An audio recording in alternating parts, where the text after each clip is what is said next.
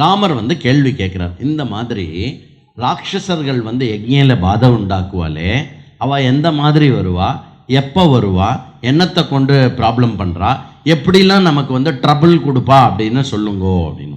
உடனே சுற்றி இருக்கிற முனிசிரேஷ்டர்கள்லாம் என்ன சொன்னா அப்படின்னாக்க, இந்த மாதிரி இப்போது வந்து அவர் தீட்சை எடுத்துட்டார்.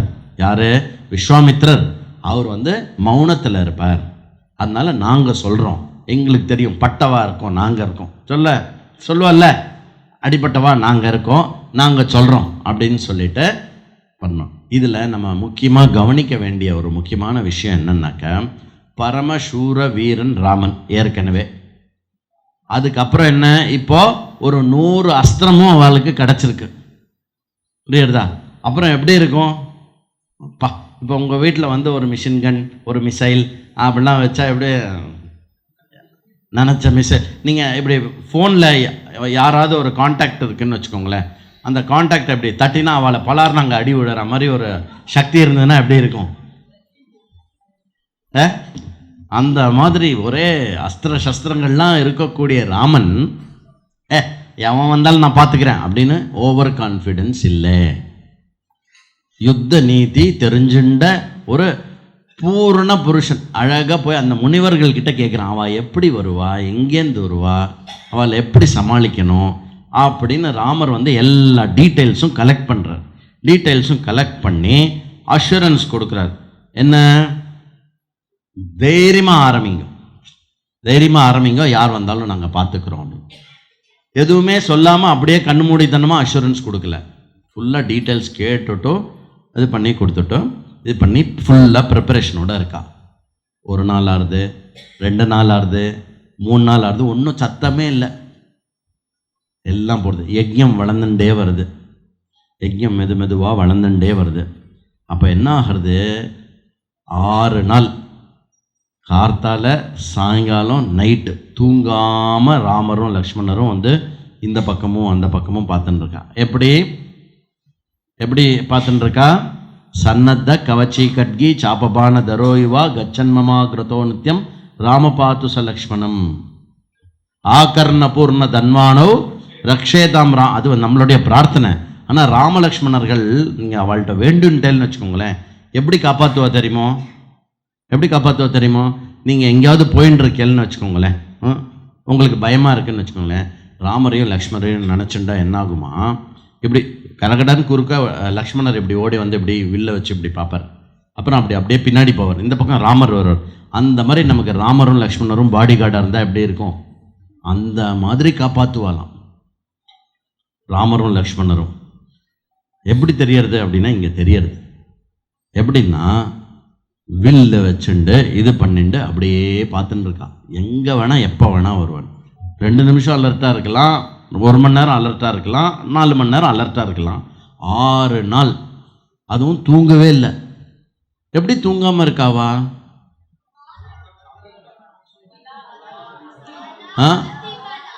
கரெக்ட். பலா அதிபலா ஏற்கனவே கற்றுக் கொடுத்த விஸ்வாமித்திரர் ரொம்ப இன்டெலிஜென்ட் பார்த்தேலோ. அங்கே வந்தால் பசங்களுக்கு தூக்கம் இருக்காது அப்படின்னு பலா அதிபலா கற்றுக் கொடுத்ததுனால தூங்காமல் கொஞ்சம் கூட சோர்வே இல்லையாம். போடா இந்த வரமாட்டான்டா இந்த மாரிச்சன்னு சுபாக்கம், போடா ராமா நீ வந்தால் எழுப்பென்ன, நம்ம இப்படி தானே பண்ணியிருப்போம், இந்த ராட்சசம் வரா மாதிரி இருந்தால் என்ன எழுப்பு, நீ பார்த்துட்டு அது மட்டும் நான் தூங்கின்னு இருக்கேன் அப்படின்னு. இப்படிலாம் ஐடியாலாம் பண்ணல. அவன் 2 பேரும் வந்து அப்படியே வந்து கண்ணும் கருத்துமா அந்த ஆசிரமத்தை காத்துன்னு இருக்கும்போது 6 நாள் ஆன பிறகு யஜ்ஞத்தோடைய நெருப்பும் மேலே பெருசாக வந்துன்னு. ராமர் சொல்கிறார், இதுதான் சங்கேதம் அப்படிங்கிறது. ராமர் வந்து லக்ஷ்மணா, யஜ்ஞத்தோட அக்னி மேலே வளர்றது, மந்திரோச்சாடனங்கள்லாம் வந்து அதனுடைய லெவல் வந்து லேயர் வந்து மேலே போயின்னு இருக்கு. இதுதான் ராட்சசால இப்போ இழுக்கும், எனி டைம் அவள் இப்போ வருவா பார் அப்படின்றார் ராமர். புரியுறதா? அப்படி எனி டைம் அப்படி வந்துருவா அப்படின்னு பார்க்கும்போது மேலே ஆகாசத்தில் எல்லாம் ஸ்மூத்தாக இருந்தது இல்லையா, அப்படியே ஸ்மூத்தாக இல்லை, ஆகாசத்தில் ஒரு கோரமான சப்தம் கேட்குறதான்.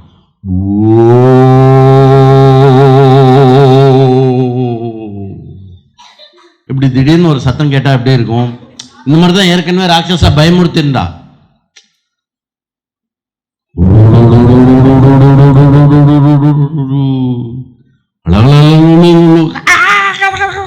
அப்படின்னு ஒரே ராட்சச தத்துவம், கோர சத்தம். அதெல்லாம் காதில் வாங்கினாலே அடிவயரெல்லாம் பயப்படும். இப்போ எல்லாம் லைட்லாம் போட்டிருக்கு, ஒரே நம்ம சிரிச்சுன்னு இருக்கோம், நிறைய பேர் இருக்கிறதுனால நமக்கு பயமாக இருக்காது. இப்போ நீங்கள் நைட்டு வந்து பாத்ரூம் போச்சு அப்படின்னா யார் யார் யார் யாருன்னு அப்படி பயப்படுவாங்க.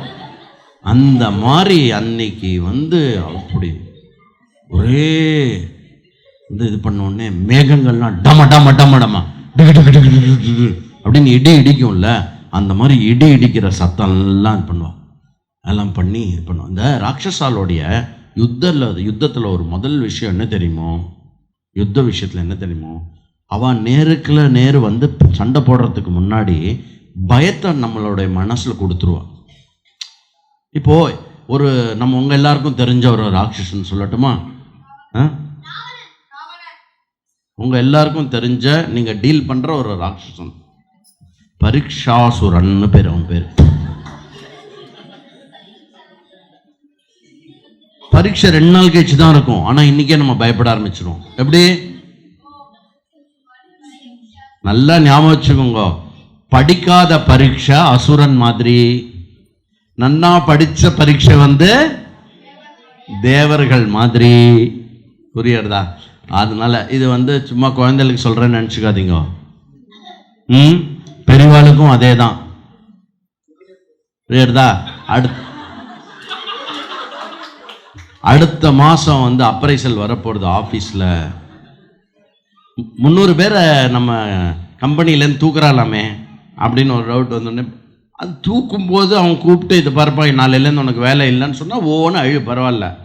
அவனும் கூப்பிடவும் இல்லை சொல்லவும் இல்லை, அதுக்குள்ளே பயப்பட்டா என்ன அர்த்தம்? ஆனால் இதுதான் ராட்சசால் பண்ணுற வேலை. முதல்ல பயத்தை உண்டாக்குவா. யாருக்கிட்ட பயத்தை காட்டுறான்?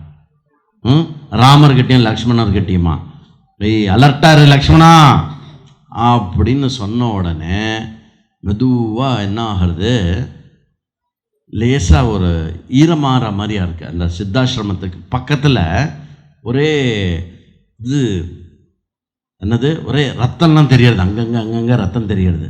இப்படி பார்த்தோடனே ராமர் அதை நோட்டீஸ் பண்ணிடுறார். நோட்டீஸ் பண்ணிட்டு, லக்ஷ்மணா பாரு அதோ வராம் பாரு, மாரீச்சன் அதோ வராம் பார் அப்படின்னு ஃபர்ஸ்ட் மாரீச்சனை பார்க்குறாரு ராமர்.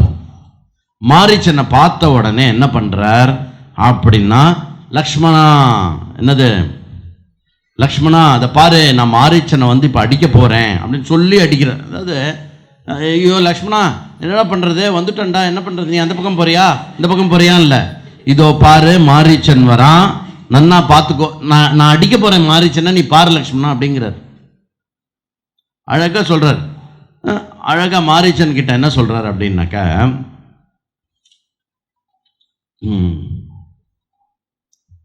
அடடா அந்த பஷ்ய லக்ஷ்மண சீதேஷும் மாணவம் மனுசம்ஹிதம் மோகயித்வா நயத்யேனம் நச்ச பிராணைர் வியுஜ்யதே. ஃபர்ஸ்ட் எடுத்த உடனே எந்த அஸ்திரத்தை பயன்படுத்துறார்? நேற்றுக்கு அந்த லிஸ்ட் சொன்னாலே அந்த அஸ்திரத்துலேருந்து ஒரு அஸ்திரத்தை வந்து பண்ணுறார். மனு கொடுத்த மாணவாஸ்திரத்தை எடுக்கிறார். ஏன் எடுக்கிறார் அப்படின்னா அதுவும் ரீசன் சொல்கிறார். லக்ஷ்மணா இதை பாரு, மனு கொடுத்த மாணவாஸ்திரத்தை விட போகிறேன், அந்த அஸ்திரம் வந்து என்ன பண்ணும் அப்படின்னாக்க அவனை மூர்ச்சையாக்கி பண்ணிடும், ஆனால் அவனை கொல்லாது. இப்படி சொல்லியே வந்து அவனை அடிக்கிறார். அவனை அடித்த உடனே மாரீச்சன் வந்து பட்ட வேகத்தில் அடுத்த சீன் வந்து எங்கே போய் விழறன்னா 100 யோஜனை தூரம் தள்ளி போய் விழறார். 100 யோஜனை தூரம் போய் தள்ளி டாமான்னு விழுந்து அதுக்கப்புறமும் உருண்டு உருண்டு உருண்டு உருண்டு போயிட்டே இருக்கான் நான் மாரீச்சன். அதுக்கப்புறம் ஃபர்தராக இவாத கட்டை கிட்ட எல்லாத்தையும் அடித்து தூக்கி போட்டு ஒரே இதெல்லாம் பண்ண அடின்னு அடிக்க அங்கே பார்த்த உடனே சுபாகு அங்கே இருக்கான். இப்போ பாரு சுபாகு வரான், அவனுக்கு வந்து நான் அக்னி அஸ்திரத்தை அவன் மேலே பிரயோகம் பண்ண போகிறேன் அப்படின்னு சொல்லிட்டு நேர சுபாகுவோட மாரில் அக்னி அஸ்திரம் விட சுபாகு அந்த ஸ்பாட்லேயே செத்து போயிட்டான். ஸோ மாரீச்சன் போயிட்டான், சுபாகு போயிட்டான். இதில் ஒரு கேள்வி வரலாம், மாரீச்சனை மட்டும் ஏன் விட்டு வச்சார் அப்படின்னு. நேற்றுக்கு அண்ணா அழகாக ஒன்று சொன்னார். ஒரு உபன்யாசகருடைய கருத்து என்ன அப்படின்னா, மாரீச்சன் பின்னாடி போய் ராவணன்ட்ட இன்ஃபர்மேஷன் சொல்லணும்ல, இந்த மாதிரி ஒருத்தன் வந்தான் இப்படி அடித்து துவம்சம் பண்ணிட்டான் அப்படின்னு. அது ஒரு இது. பட்டு ராமருடைய தன்மையில் நம்ம யோசித்தோம்னாக்க, ராமருடைய தன்மையில் யோசித்தோம்னா, தாட்டகைக்கு 2 பசங்க. யார்? மாரீச்சன், சுபாகு, இல்லையா? இந்த மாரீச்சன் சுபாகுல தாட்டகைக்கு பின்னாடி காரியம் பண்ணுறதுக்கு யாராவது ஒருத்தர் இருக்கட்டுமே. கண்டிப்பாக மாரீச்சனோட யுத்தம் பண்ணுறச்சே கூட அந்த ஒரு கம்பேஷனோட தான் ராமர் பண்ணுவார். 2 பேரையும் கொல்ல மாட்டார். ஏன்னா பின்னாடி தாட்டகைக்கு யாராவது ஒருத்தர் தாட்டகையோட ரெப்ரசண்ட்டாக சந்ததி இருக்கணுமே அப்படிங்கிறதுனால. அதே மாதிரி மாரீச்சனும் வந்து தான் வாழ்க்கையை வந்து அப்புறம் பின்னாடி திருந்தியும் வாழறான். அதுக்கப்புறம் வந்து ராவணனுடைய என்ன சொல்கிறது, ஒரு வலியுறுத்துறதுனாலையும் அவனுடைய கம்பல்ஷன்னாலையும் திருப்பி வந்து ஒரு தப்பு பண்ணிட்டு திருப்பி ஃபைனலாக ராமர்கிட்ட சரணாகதி ஆகி போகிறான். இந்த மாதிரி அதுலேயும் ராமர் வந்து சுபாகு மாரீச்சனில் யார் திருந்தக்கூடியவனோ அவனை தேர்ந்தெடுக்கிறார். நான் சுபாகு திருந்த போகிறதில்லன்னு தெரியும். அதனால் சுபாகுவை அடித்து பொண்ணு துவம்சம் பண்ணி இது பண்ணிட்டார். இது நடந்த உடனே எப்படி இருக்கும் விஸ்வாமித்திரருக்கு? ஏன்னா விஸ்வாமித்திரர் தன்னுடைய வாழ்க்கையில் சித்தம் பண்ண வேண்டிய கடைசி ஒரு யஜ்யமாக இந்த யஜ்யத்தை வச்சுன்னு இருக்கார். அதை கம்ப்ளீட் பண்ணி கொடுத்துட்டார் ராமர். அப்படியே ஹர்ஷான்விதமாயிட்டார். அடாடாடாடாடா, இப்படி இருப்பியோ ஒருத்தன் நீ ராமா, ஆஹா ஓஹோ, எவ்வளோ கஷ்டப்பட்டோம், எவ்வளோ சிரமப்பட்டோம் இந்த விஷயத்துக்காக, இப்படி வந்து இது பண்ணிட்டு யஜ்யம் சம்பன்னமாக எல்லா ரிஷி முனிவர்கள் எல்லாருமே வந்து ராமன் அந்த இடத்துல வால்மீகி எழுதுகிறார். அப்படி உட்காந்துன்னு இருக்கும்போது ராமருக்கும் லக்ஷ்மணருக்குமே வந்து ரொம்ப சந்தோஷமாக இருந்ததான். அப்பா நம்ம நல்லா யஜ்யத்தை சம்பன்னம் பண்ணிட்டோம் அப்படின்னு ஒரே சந்தோஷமாக வந்து யஜ்யமும் சம்பன்னமாகி முடியறது. விஸ்வாமித்திரர் சித்தாசிரமத்துக்கு வந்த காரணமும் முடிஞ்சுது. அடுத்தது விஸ்வாமித்திரர் மேலே கிளம்புறார். முடிஞ்சுடுது இல்லையா? இப்போ ராமனை திருப்பி அனுப்பணும் இல்லையா அயோத்தியாவுக்கு? விஸ்வாமித்திரர் அனுப்பலை. ஏய், வெரி குட். ராமா, நான் மிதிலைக்கு போகிறேன், நீயும் லக்ஷ்மணனும் என் கூட வாங்கோ அப்படிங்கிறார். அப்போது மிதிலைக்கு நேர நம்ம போகலாம் வா அப்படின்னு கூப்பிடுறாரு. உடனே வந்து சும்மாலாம் சொல்ல மாட்டார் விஸ்வாமித்திரர், நீ வா நான் போகலாம் அப்படின்னு அழகாக காரணத்தை சொல்கிறாரு. என்னென்னா மிதிலையில் மிதிலா அப்படின்னாலே அங்கே இப்போ பார்க்க வேண்டியது 3 விஷயம் இருக்குது ராமா. 3 விஷயம் ரொம்ப சிறப்பானது. நம்பர் 1, மிதிலாவுடைய நரேஷ் ஜனகர். அவர் மகா தர்மஜர். அவரை தரிசனம் பண்ணும். அவர் ரொம்ப உயர்ந்தவர், அவரை பார்க்கலாம். அப்புறம் இப்போ அவர் ஒரு பெரிய யஜ்யம் வளர்த்துன்னு இருக்கார், அந்த யஜ்யத்தை பார்க்கலாம். இது 2த்தை விட மேலான சிறப்பு எது அப்படின்னா, மிதிலையில் ஒரு சிவதனுஷு இருக்கு. அந்த தனுஷு வந்து யஜ்யமயமாக ஜனகருடைய பூர்வஜர்களுக்கு அந்த யஜ்யத்தில் வந்து பலமாக அது கிடச்சிது. அதை வந்து சிவனுக்கு சமமாக வச்சு அதை பூஜை பண்ணின்னு இருக்கா. மற்ற எந்த தேவத்தாலாம் எப்படி ஆராதனை பண்ணுவாலோ அந்த மாதிரி அந்த தனுஷை வந்து ஆராதனை பண்ணின்னு இருக்கா. அது மட்டும் இல்லை, தேவர்களாக இருக்கட்டும், கந்தர்வர்களாக இருக்கட்டும், அசுரர்களாக இருக்கட்டும், ராட்சசாலாக இருக்கட்டும், அதில் நான் ஏற்றணும்னு பல பேர் பல தடவை வந்து முயற்சி பண்ணியிருக்கா. அதை வந்து ஒரு இன்ச்சு கூட நகர்த்த முடியல. அப்படிப்பட்ட ஒரு மகா தனுஷ் இருக்கு. இந்த சிவதனுஷை பற்றி எக்ஸ்ட்ராவாக சொல்லிகிட்டே இருக்கார் யார்? விஸ்வாமித்திரர். ஏன் அப்படின்னா, ஒரு சத்திரியனுக்கு எது ரொம்ப பிடிக்கும் அப்படின்னா யஜ்யத்தை பண்ணுறதும் அந்த மாதிரி தனுஷு அஸ்திர சஸ்திரங்கள்லாம் ரொம்ப பிடிக்கும். அதனால நல்ல ராமர்கிட்ட வந்து அந்த சிவதனுஷ் இருக்குது. அது ஒரு பெரிய பூஜா மூர்த்தி. நம்ம அதை பார்க்கறதுக்கு மிதிலையை நோக்கி நம்மளுடைய பயணத்தை தொடர்வோம், என் கூட வா அப்படின்னு தசரதரும் ஆக்ஞை கொடுத்துருக்கார். இவர் கூட்டின் வரைச்சையும் சொல்லிட்டு வந்திருக்கார். என்னது அப்படின்னாக்கா, நீ குரு சேவையில் இருக்கணும். அவர் என்னைக்கு ஒன்றை ரிலீஸ் பண்ணுறாரோ அன்றைக்கி தான் நீ ரிட்டர்ன் வரணும் இல்லையா? அதனால் வந்து ராமருக்கும் செகண்ட் தாட் இல்லை. ப்ளஸ் என்னது, ராமர் கேள்வி கேட்க, அவர் வந்து பதில் சொல்ல, ராமருக்கு வந்து ஒரே சந்தோஷமாக இருக்குது. ஏன்னா இந்த மாதிரி ரொம்ப வெளியில் வர்றது வந்து ஃபஸ்ட்டு டைம். அண்டு விஸ்வாமித்திரருக்கு அணு தெரிஞ்சிருக்கு. அந்த ஏரியாவில் ஃபுல்லாக என்டையர் விஷயம் தெரிஞ்சிருக்கு. இமாலயத்திலேருந்து கீழே அயோத்தியா மட்டும் என்னென்ன ஆசிரமங்கள் இருக்குது, எங்கெங்கே வந்து தைத்தியர்கள், தானவர்கள், எங்கெங்கே யக்ஷர்கள், கிண்ணர்கள், எது யஜ்ஞ பூமி, எது வந்து ராஜபூமி, எல்லாமே விஸ்வாமித்திரருக்கு அத்துப்படி. அப்படி இப்படி விஸ்வாமித்திரருக்கு எல்லாம் தெரியும். பின்னாடி விஸ்வாமித்திரரை பற்றி வரைச்சு சொல்ல போகிறது பார்ப்போம். அந்த மாதிரி விஸ்வாமித்திரரை வந்து கூட்டிண்டு மிதிலையை நோக்கி போயிட்டே இருக்கா. போயிட்டே இருந்தோடனே ஒரு இடத்துல வந்து திருப்பி ஒரு ரம்யமான இடம் வருது. எந்த ஒரு அழகான இடம் வந்தாலும், நல்ல இடம் வந்தாலும் ராமர் உடனே வந்து, சார் ஒன் டவுட், ஒரு கொஸ்டின் கேட்கட்டுமா அப்படின்னு கேட்பார். என்ன கொஸ்டின்? இந்த இடத்தினுடைய கீர்த்தி என்ன, இந்த இடத்தினுடைய பெருமை என்ன? ஏன்னா ராமருக்கு தெரியும், எந்த விஷயமா இருந்தாலும், எந்த ஒரு நல்ல விஷயமா இருந்தாலும் ஒரு இடத்தோட சம்மந்தப்பட்டு இருக்கும். அந்த இடத்த பற்றி சொல்கிறச்சு அந்த விஷயத்தை நம்ம தெரிஞ்சுக்கலாம் அப்படின்னு கேட்குறாரு. எங்கே வர்றார் அப்படின்னா சோனபத்ர தட்டம் அப்படின்னு வர்றார். சோனபத்ர தட்டம் அப்படின்னு வந்தோடனே அந்த இடத்துல வந்து கங்கையோடைய ஒரு தட்டத்தில் இருக்காது. கங்கையோட தட்டத்தை இல்லை, சோனபத்ர தட்டம் அப்படிங்கிறது அங்கே வந்து ஒரு நதி ஓடுறது. அது என்ன நதின்னு நான் சொல்கிறேன். அந்த நதி வந்த உடனே அந்த இடத்துல வந்து எல்லாம் குளிச்சுட்டு ரிலாக்ஸ் பண்ணிவிட்டு இது பண்ணோடனே எல்லாரும் வந்து விஸ்வாமித்திரர் உட்கார, இவா எல்லாரும் வந்து உட்காந்தா. ராமரும் லக்ஷ்மணரும் விஸ்வாமித்திரர் முன்னாடி வந்து உட்காந்தா. எதுக்கு உட்காருவா?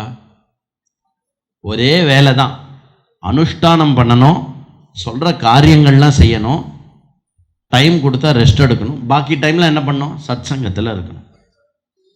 சத் சங்கத்வே நிஸ்ஸங்கத்வம், நிஸ்ஸங்கத்வே நிர்மோகத்வம், நிர்மோகத்வே நிశ్చல தத்துவம், நிశ్చல தத்துவே ஜீவன் முக்தி. இதில் ராமரை பார்த்துட்டு தான் எழுதியிருப்பார்னு நினைக்கிறேன்.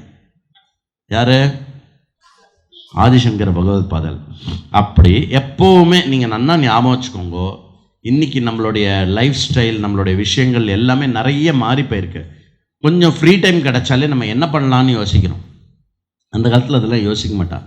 அப்படி இப்படி ஃப்ரீ டைம் இருந்தாலும் சரி, ஏதாவது கொஞ்சம் டைம் இருந்தாலும் சரி, எங்கே சத் சங்கம் நடக்கிறது அப்படின்னு.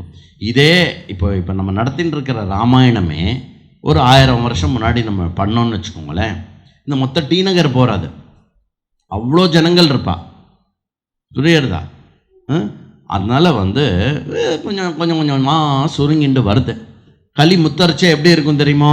களியோட கடைசி நாள் அன்னைக்கு ராமாயணம் ஒருத்தர் சொல்வார், கேட்கறதுக்கும் யாரும் இருக்க மாட்டான்னு நினைக்கிறேன். அப்படிலாம் ஓகே. அப்படி சொல்லும்போது அவர் வந்து அந்த இடத்தினுடைய விற்த்தாந்தத்தை வந்து ஆரம்பிக்கிறார். என்ன இடம் அப்படின்னா, முன்பொரு காலத்தில்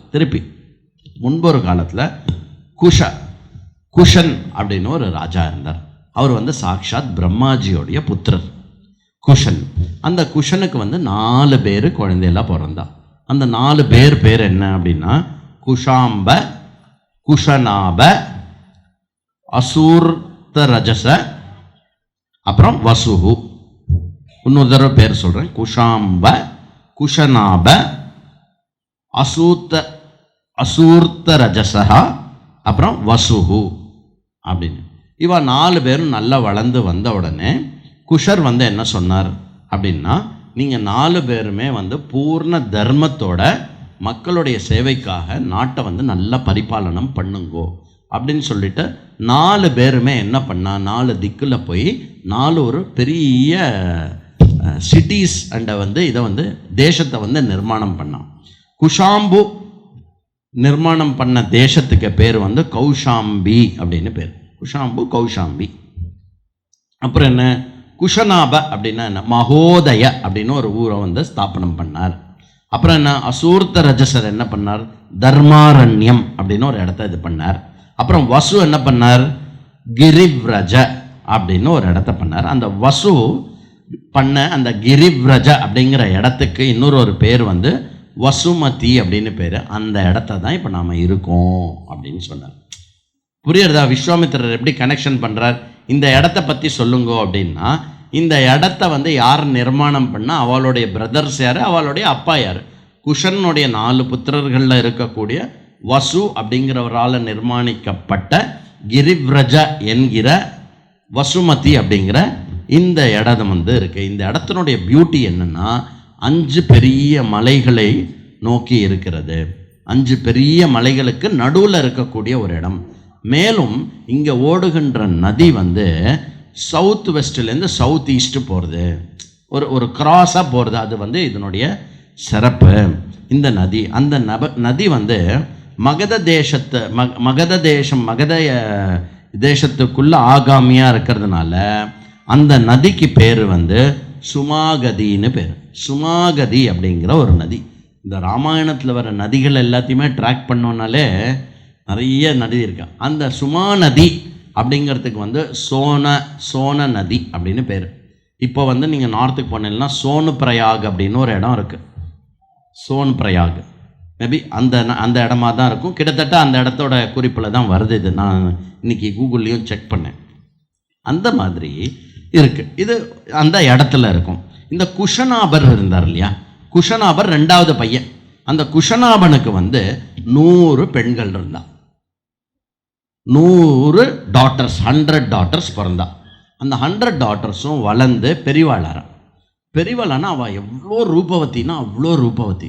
அவள் என்ன பண்ணுவாள் அப்படின்னாக்கா, நேராக அந்த அற்புதமான பிரதேசம் இருக்கு இல்லையா, அந்த அற்புதமான பிரதேசத்தில் நந்தவனத்தில் பூக்கள், சரிதம், இந்த ஸ்விம்மிங் பூல் அந்த மாதிரிலாம் இருக்கு இல்லையா, அந்த மாதிரி இல்லெல்லாம் விளையாடிண்டு இது பண்ணிட்டு அவளோட யவ்வனமும் அவளுடைய அழகும் ரொம்ப, அதாவது எந்த அளவுக்குன்னா பூலோகத்திலே அவளை மாதிரி ஒரு அழகான அட்ராக்டிவ் விமன் இல்லை அப்படிங்கிற அளவுக்கு ரொம்ப அழகாக அவள் வந்து இது பண்ணியிருந்தா, ரொம்ப கிரீடா பண்ணிட்டு இருந்தா, ரொம்ப விளையாடின்னு இருந்தா. அவள் அந்த மாதிரி ரொம்ப இதுவாக இருந்தா. அவள் எந்த அளவுக்கு அழகாக இருந்தா அப்படின்னாக்க, வாயு இருக்கார் இல்லையா, வாயு வந்து அவள் மேலே ஆசைப்பட்டார். வாயு வந்து அவள் மேலே ஆசைப்பட்டு அவளை வந்து கேட்குறார், இந்த மாதிரி நான் வந்து இது பண்ணிக்கட்டுமா, உங்களை கல்யாணம் பண்ணிக்கட்டுமா, அப்புறம் என்ன நீங்கள் இந்த மனுஷ உடம்புல இருக்க வேண்டாம், என்னோட இந்த இதில் வந்துருங்கோ, அப்புறம் நம்ம வந்து சிறக்கால மனுஷ உடம்புனா கொஞ்சம் நாளில் தான் இருக்கும், அதுக்கப்புறம் போயிடும், இந்த மாதிரிலாம் ஏதோ லியூர் பண்ணுறார் வாயு. அந்த 100 பெண்களும் என்ன தெரியுமா சொல்கிறா, ஹே வாயு பகவானே, நீ வந்து வெளியில் சஞ்சரம் பண்ணுறவன் மட்டும் இல்லை, எல்லோருள்ளும் சஞ்சரம் பண்ணுறவன், மனசு கூட ஒன்னால தான் வந்து உயிர்ப்பிச்சிருக்கு.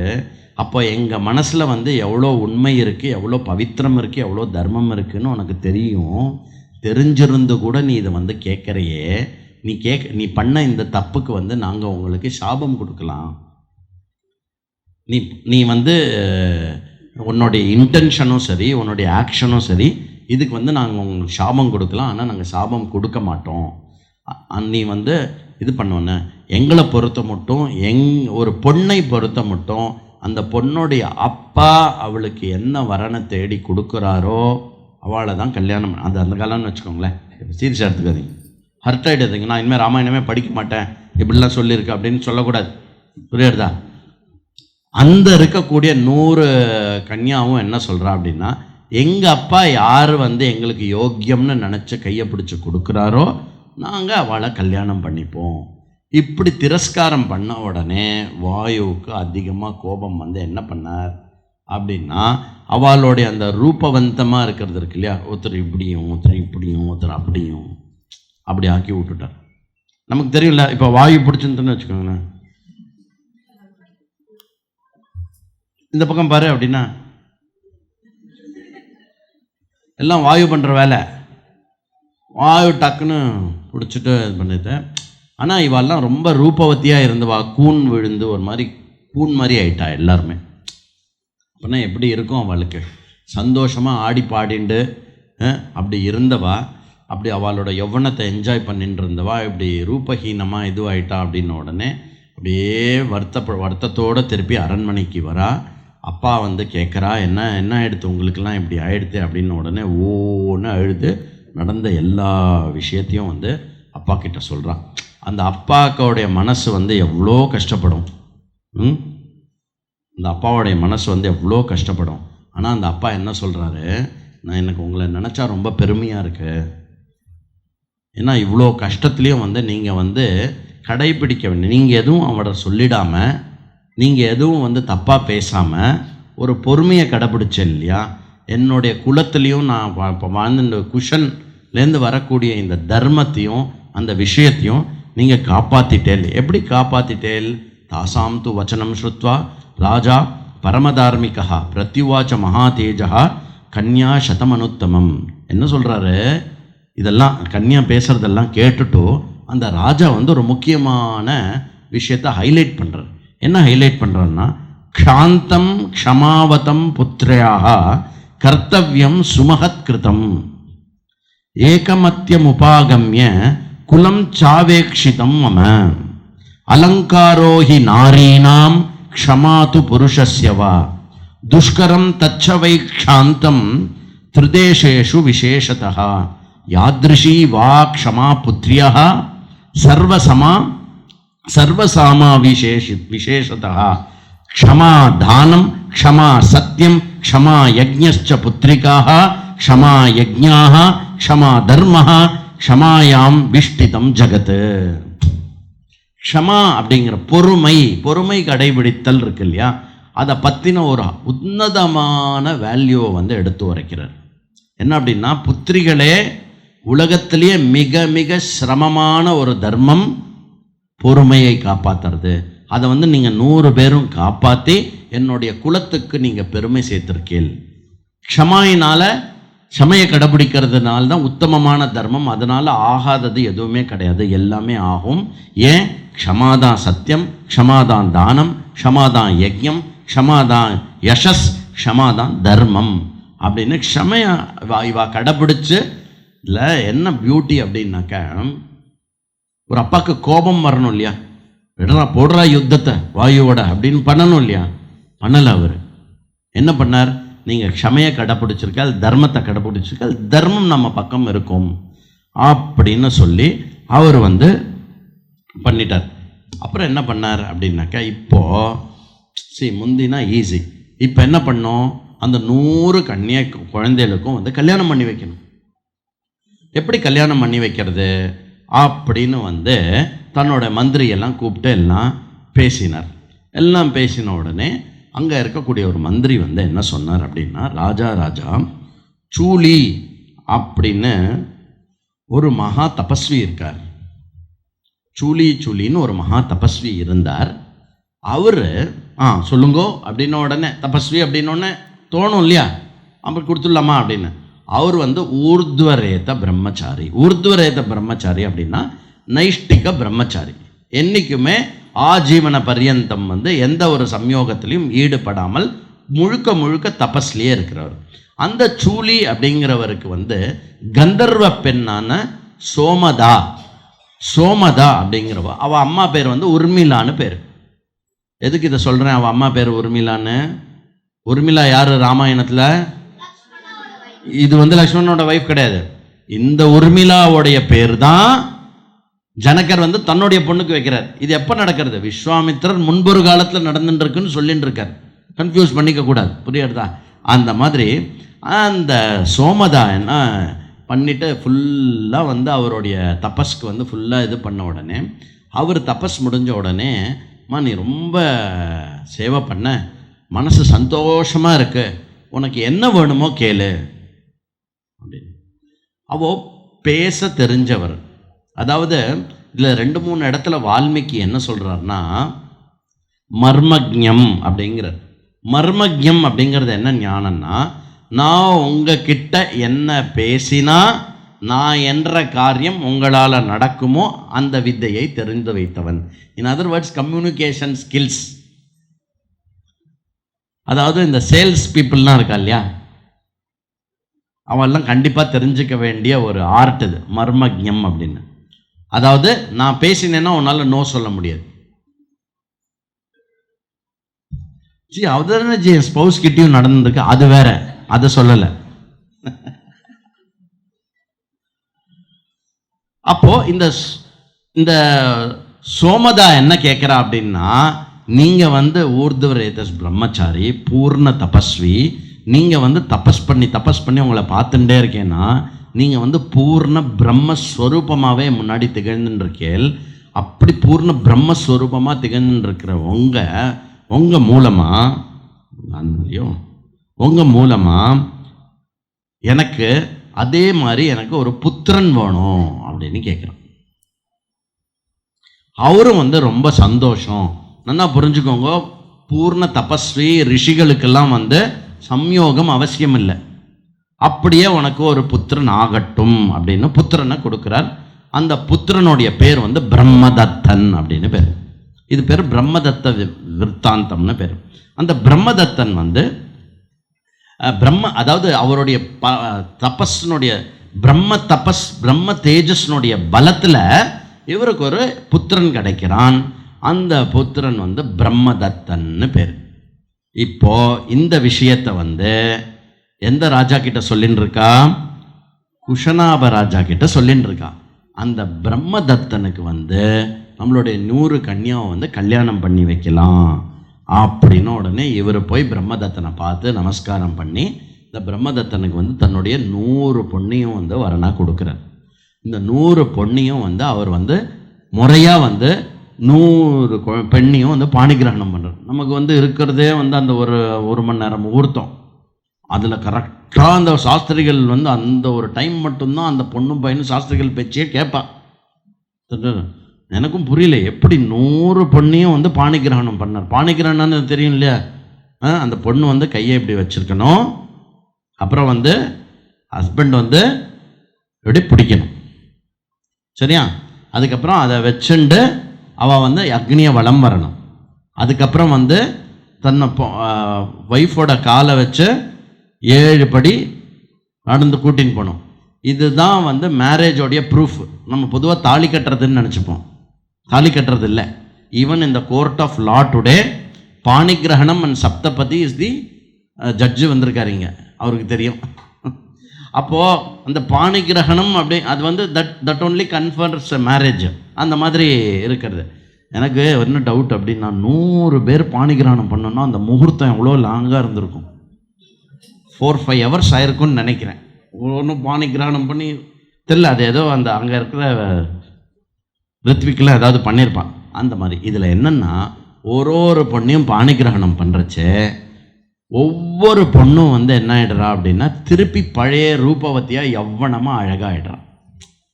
அப்போ பிரம்மதத்தனுடைய சிறப்பு என்ன அப்படின்னாக்கா, அந்த பொண்ணு எப்படி இருக்கா என்ன பண்ணுறா அப்படின்னு இருக்காது. எப்போவுமே வந்து ஆம்பளைகளுக்கு சொல்கிறேன், பெண்ணை கல்யாணம் பண்ணுறச்சே கடைசியாக பார்க்க வேண்டியது அவளுடைய ரூபம்.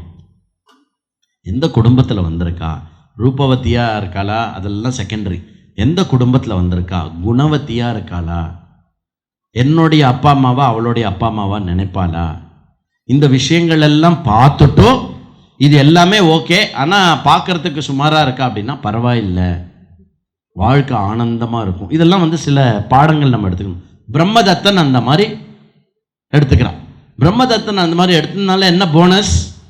ஒரு அழகான பொண்ணு இல்லை, எவ்வளோ அழகான பொண்ணு? 100 பொண்ணும் அழகான பொண்ணு. அப்படியே வந்து அதுவாயிடுது. இப்படி குஷனாபன் தன்னுடைய 100 பெண்களை கல்யாணம் பண்ணி கொடுத்துறான். இந்த கதையை எதுக்கு ராமருக்கு சொல்லணும்? இந்த இடம் என்னன்னு தானே கேட்டாரு. கனெக்ஷன் இருக்கு, வருது, வெயிட் அப்படி ஃபாலோ பண்ணிட்டே வாங்க. 100 பெண்களை கொடுத்துட்டாரு, பையன் யாருமே இல்லை குஷனாபனுக்கு. அதனால குஷனாபன் திருப்பி என்ன பண்றாரு அப்படின்னா, எல்லா முனி சிரேஷ்டர்கள்லாம் கூப்பிட்டு புத்திரேஷ்டி பண்றார், புத்திரகாமேஷ்டி யாகம் பண்றார். புத்திரகாமேஷ்டி யாகம் பண்றது மூலமா அந்த யஜ்ஞம் சம்பன்னமாகி பகவான் நேரில் வந்து விஷ்ணு ஆசீர்வாதம் பண்ணி உனக்கு புத்திரன் பிறக்கட்டும் அப்படின்னு சொல்லி கொஞ்ச நாள்லயே வந்து காதி அப்படின்னு ஒரு புத்திரன் பிறக்கிறான். காதி அப்படின்னு ஒரு புத்திரன் பிறக்கிறான். அந்த காதி வந்து திருப்பி ராஜ்யம் எடுத்துட்டு இது பண்ணும்போது அந்த காதிக்கு வந்து 2 அந்த காதி இருக்கார் இல்லையா, அந்த காதியோடைய பையனுக்கு பேரு கௌஷிகன்னு பேரு.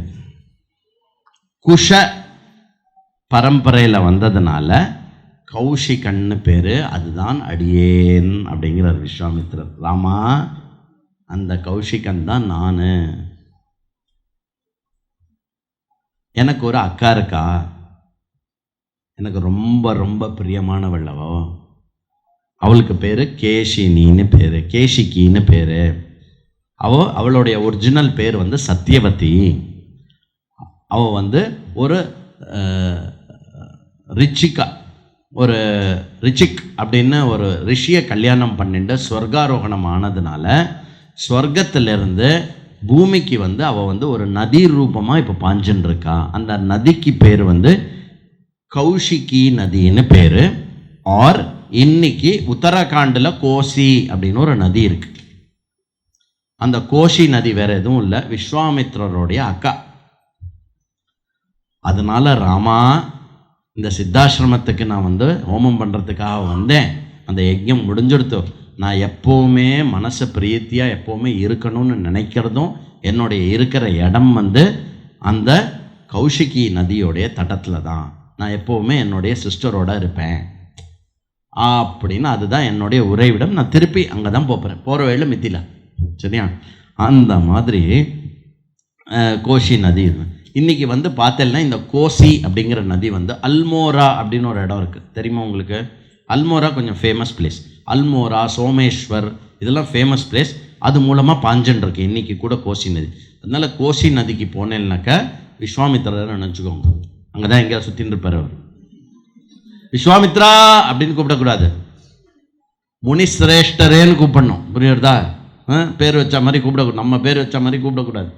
சரியா? அந்த மாதிரி கூப்பிடணும். அந்த மாதிரி விஸ்வாமித்திரர் வந்து அங்கே இருப்பார்.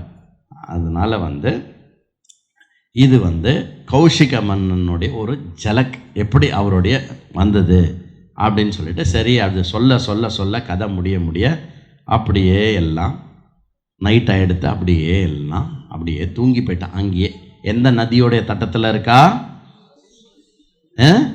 எந்த நதி? சுமாகதி. சுமாகதிங்கிற நதி சோன் பிரயாக்னே வச்சுக்கோங்களேன். அந்த இடத்துல இருக்கா. அந்த இடத்துல அப்படியே எல்லாரும் தூங்கி போயிட்டா. திருப்பி ராமரை எழுப்பணும். ராமர் இருக்காரு. என்னன்னா ராமருக்கு வந்து எல்லாரும் எழுப்பியே பழக்கம் இல்லையா?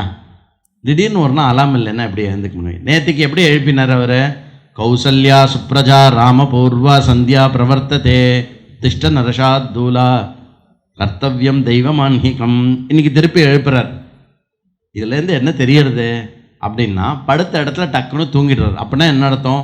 மூச்சுன்னு இருக்கிற எல்லா நேரமும் நன்னா வேலை செஞ்சாருன்னு அர்த்தம். புரியுறதா? ராமர் தூங்கிட்டே இருக்காருன்னு சொல்லக்கூடாது. சரியா?